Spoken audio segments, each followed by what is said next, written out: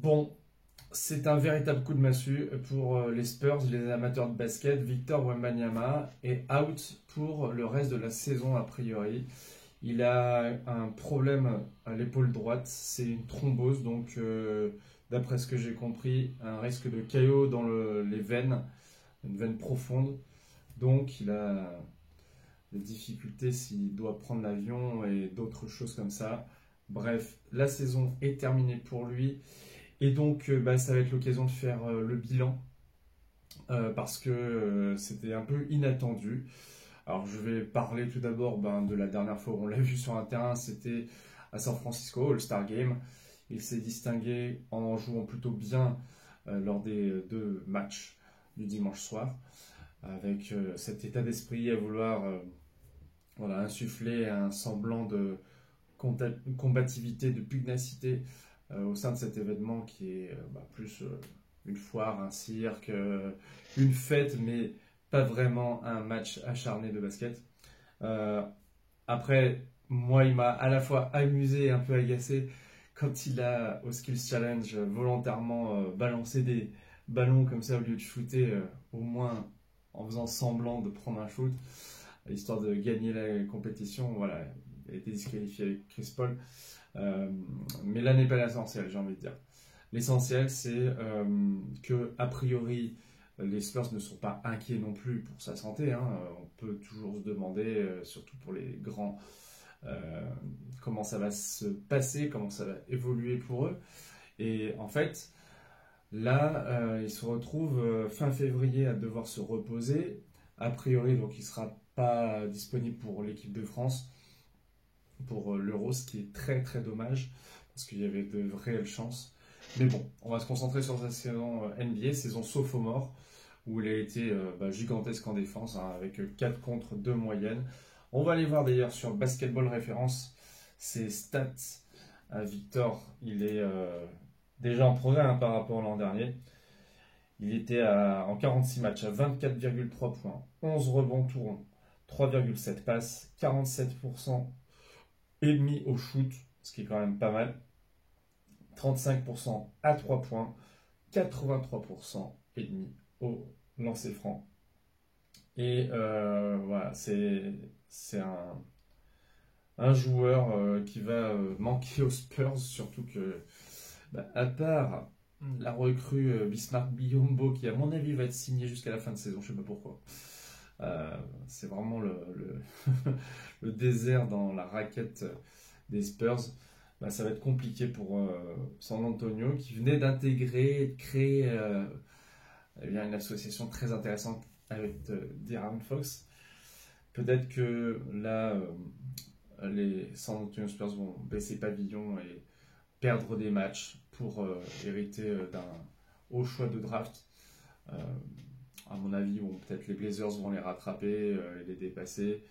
Ils finiront peut-être 13-14e de la conférence Ouest.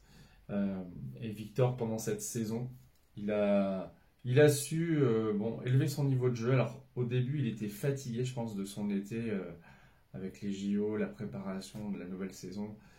Euh, je m'étais un peu inquiété, notamment de son adresse à longue distance. Et puis, on a vu, notamment avec des matchs à 50 points, encore un triple-double, des performances parfois bon, en dents de scie parce que ça reste un jeune joueur. Il n'est pas encore tout à fait aguerri et il n'a pas encore trouvé ses spots et son socle de points qui lui permet vraiment après de faire des extras.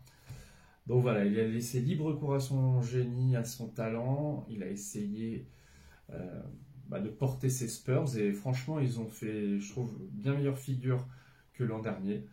Il y a eu un recrutement intelligent à l'intersaison. Il y a eu donc l'arrivée de De'Aaron Fox contre, franchement, pas grand-chose en perte. Et du coup, ces Spurs, ils vont pouvoir se préparer déjà pour l'an prochain. Victor Wembanyama, c'est un joueur qui a aussi, je pense, franchi une dimension, notamment lors du All-Star Game. On a entendu de très nombreux joueurs actuels vraiment faire l'éloge de ce jeune homme. On l'a vu arriver avec un livre dans le vestiaire et se faire charrier par Nikola Jokic, lui qui aime bien les courses de chevaux. On a vu un Victor Wembanyama qui disait être voilà, focus sur l'événement sans vouloir se faire trop d'amis. Mais bon, ça n'a pas empêché donc d'être adoubé à la fois par les joueurs, je pense le public qui l'a complètement adopté maintenant.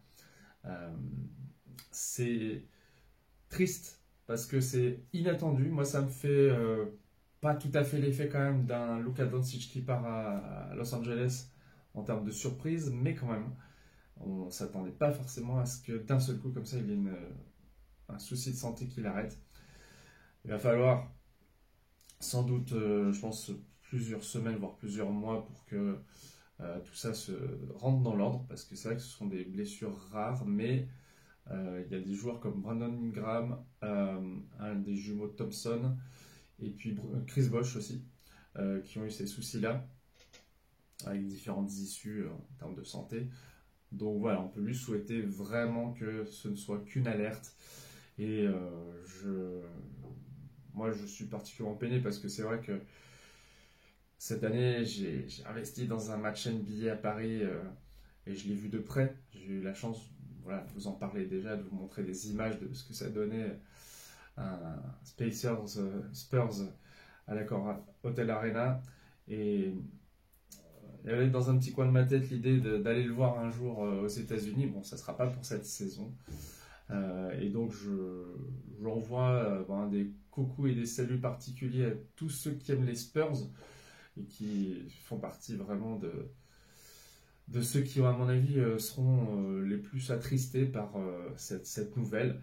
Alors, c'est pas la fin du monde non plus, il y a des choses plus graves également, mais voilà, on craignait en arrivant dans cette grande ligue que Victor Wembanyama soit sujet aux blessures. Jusqu'à présent, il n'a pas trop été. L'an dernier, il avait des restrictions de minutes à cause d'une cheville récalcitrante. Mais voilà, les Spurs n'auront pas été épargnés par les blessures, que ce soit Sohan, David Vassell, Greg Popovich aussi. Donc maintenant, Victor Wembanyama. Et sur le côté, il va pouvoir peut-être aussi se reposer, j'espère. En tout cas, c'est tout ce qu'on lui souhaite.